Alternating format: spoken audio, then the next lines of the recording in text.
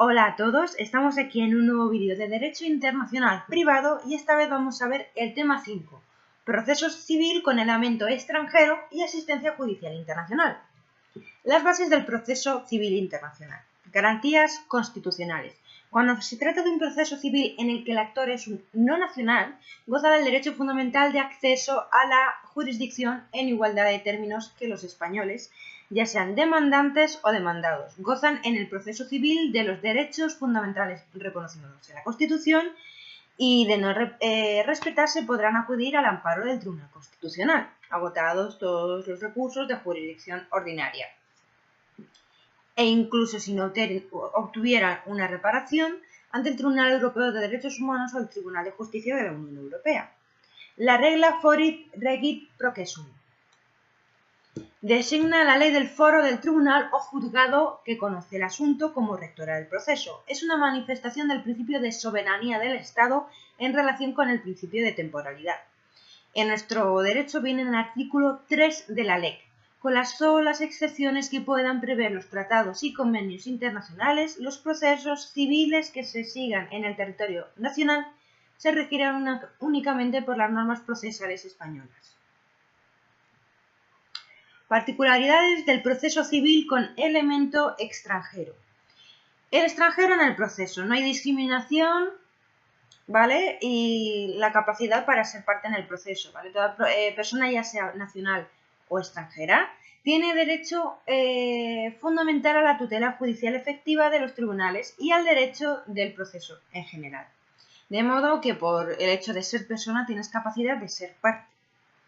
Capacidad procesal. La capacidad para comparecer en juicio o la capacidad de obrar procesal. Solo podrán comparecer en juicio los que estén en pleno ejercicio de sus derechos civiles, que viene en el artículo 6 de la LEC. Capacidad para ser partes. Podrán ser parte en los procesos ante tribunales civiles. Personas físicas, concebido, no nacido, para todos los efectos que les sean favorables, o sea, en escritura. Las personas jurídicas, las masas patrimoniales o los patrimonios separados que carezcan transitoriamente de titular o cuyo titular haya sido privado de sus facultades de disposición y administración, las entidades sin personalidad jurídica a las que la ley reconozca la capacidad para ser parte, el Ministerio Fiscal, los grupos de consumidores o usuarios son afectados por un hecho dañoso, las entidades habilitadas conforme a la normativa comunitaria europea para el ejercicio de la acción de cesación en defensa de los intereses colectivos y de los intereses difusos de consumidores y usuarios. Sin perjuicio de la responsabilidad que conforme a la ley pueda corresponder a los gestores o partícipes, podrán ser demandadas en todo caso las entidades que, no habiendo cumplido los requisitos legalmente establecidos para constituirse en personas jurídicas, estén formadas por una pluralidad de elementos personales y patrimoniales puestos al servicio de un fin determinado. En caso de no estarlo, mediante la representación de asistencia, la autorización, habilitación o incluso un defensor exigido por la ley. Es decir, si no tienen capacidad, pues eso, mediante un representante o asistente. Ley aplicable a la capacidad jurídica. Para las personas físicas, la ley nacional. Y si carecen de nacionalidad o la tienen indeterminada, la residencia habitual. Para las personas jurídicas, la nacionalidad. Legitimación. La legitimación activa y pasiva del extranjero en el proceso civil internacional es un presupuesto de la acción, uno de los elementos necesarios para tener derecho a una tutela judicial concreta. Habrá que aplicar la ley designada al efecto para regir el fondo, la lex causae. Si no se prueba su contenido y vigencia, habrá de aplicar la lex fori. Representación procesal y defensa. En lo relativo a la defensa y representación de las partes hay que estar en lo que dice la lex fori. La actuación como parte en el proceso ha de realizarse mediante la representación de un procurador, que puede ser un nombramiento natural o apud acta, o sea, algo viene siendo el poder para pleitos, y la defensa del abogado. La capacidad del otorgante del poder cumplirá las previsiones de la ley nacional.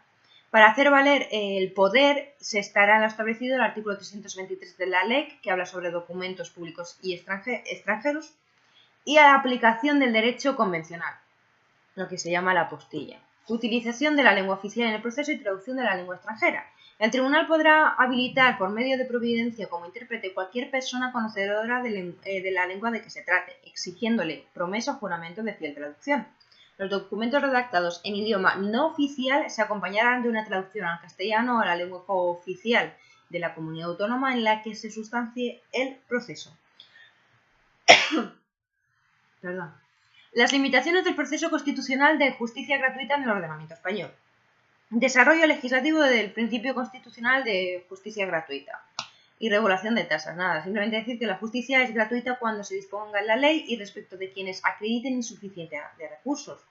Estas son mentiras las normas procesales españolas, salvo en algunas excepciones que vienen en los tratados y convenios internacionales.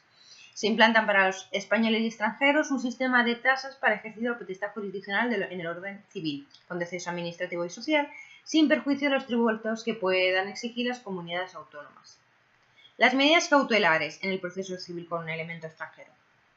Existe la posibilidad de solicitar medidas cautelares en España conforme a los tratados y convenios internacionales por quien acredite ser parte en un proceso judicial o arbitral que se siga en un país extranjero o en los casos en los que en el asunto principal no sean competentes los tribunales españoles.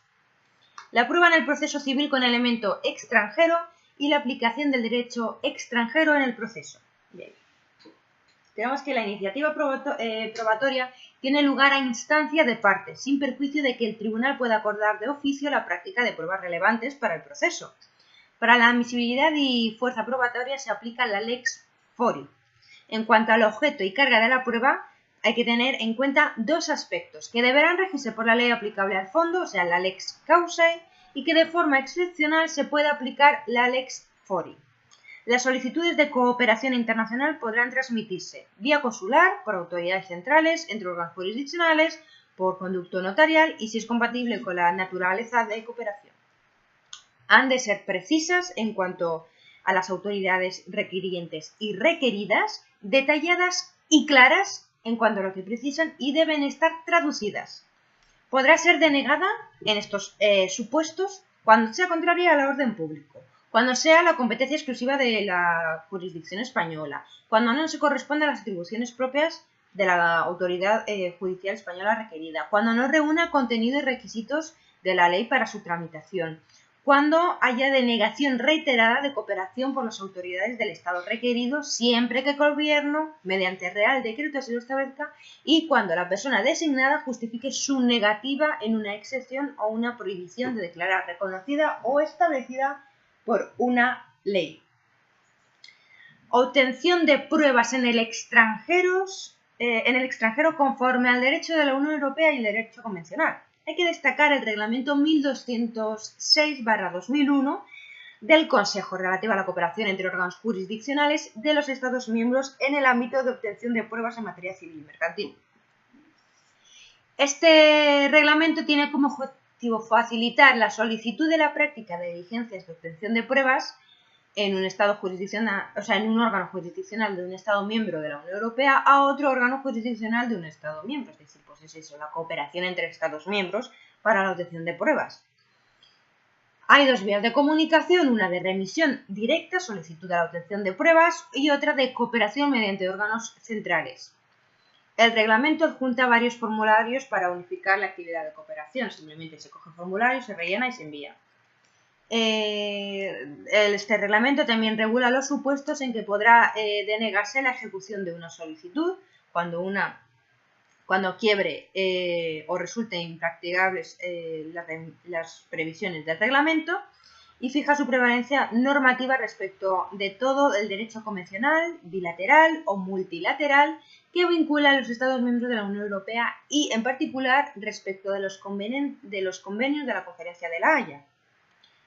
A ver, la prueba del derecho extranjero en el proceso. El derecho extranjero deberá ser probado en lo que respecta a su contenido y vigencia, pudiendo valerse el tribunal de cuantos medios de averiguación estime necesarios para su aplicación. Artículo 218.2 de la LEC. ¿Vale? Simplemente es eso, es que el derecho extranjero, para que sea válido, por ejemplo aquí en España, tiene que ser probado en lo que viene siendo su contenido y su vigencia.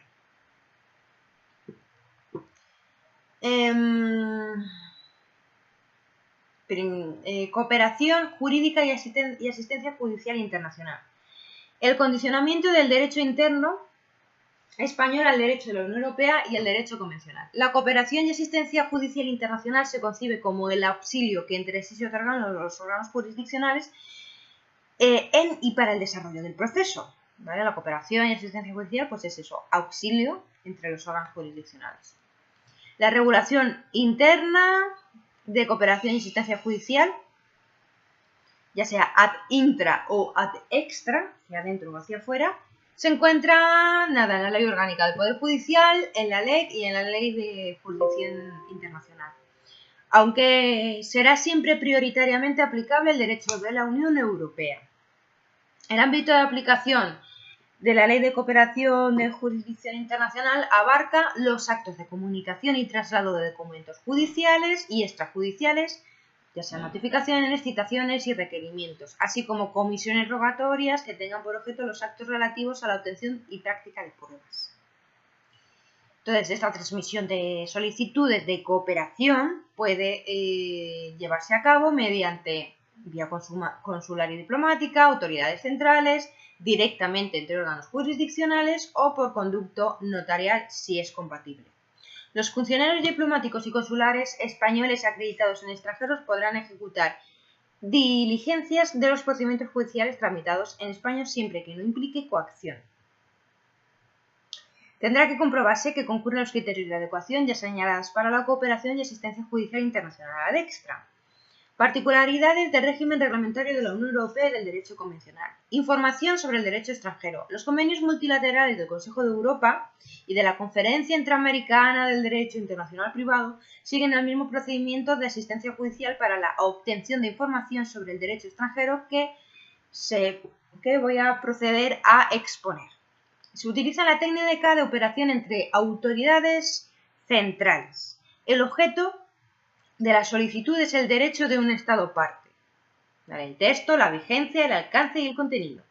El órgano jurisdiccional solicitante puede dirigir su petición de información directamente a la autoridad central del Estado requerido o hacerlo mediante su autoridad central, que haría varias veces de autoridad requirente. Es decir, lo solicita el órgano jurisdiccional a la autoridad central o la autoridad central a la autoridad central. La respuesta a la solicitud de información ha de darse sin dilaciones indebidas por la autoridad requerida a la autoridad requirente. Notificación de actos en el extranjero. Se aplica el reglamento número 1393/2007 del Parlamento Europeo y del Consejo, relativo a notificación y traslado en los Estados miembros de documentos judiciales y extrajudiciales en materia civil y mercantil. El reglamento tiene como finalidad mejorar y acelerar la transmisión entre Estados miembros de los documentos judiciales y extrajudiciales en materia civil y mercantil a efectos de notificación y traslado, que se efectuará directamente y por medios expeditivos mediante las autoridades que los Estados miembros designen. En España son organismos transmisores los secretarios judiciales, que son los letrados de la Administración de Justicia, de los distintos juzgados y tribunales, y la entidad central, la Dirección General de Cooperación Jurídica Internacional del Ministerio de Justicia. Entonces, órganos transmisores, los letrados de la Administración de Justicia, los secretarios judiciales de toda la vida. Y la entidad central, la Dirección General de Cooperación Jurídica Internacional del Ministerio de Justicia. Legalización y apostilla de documentos públicos extranjeros. Con frecuencia los documentos públicos han de someterse al trámite costoso, burocrático y lento de su legalización. Para evitar esto, el convenio de la Conferencia de La Haya, suprimiendo la exigencia de legalización de los documentos públicos extranjeros, establece que el documento ha de presentarse ante la autoridad designada por el Estado de origen para su apostilla, que es un sello que estampa con la firma de la citada autoridad, ¿vale? Quedando legalizado con validez formal en todos los Estados miembros del convenio sin necesidad de trámite. Es decir, la apostilla opera entre los estados que hayan firmado lo que viene siendo la Conferencia de La Haya, y entonces se suprime la legalización, que es muy lenta, muy costosa, y lo que hace pues es un sello Y es que era legalizada formalmente ante los Estados miembros del convenio. Y ya está, hasta aquí el tema 5 y espero que os haya quedado más o menos claro y nos vemos en el próximo vídeo. Saludos.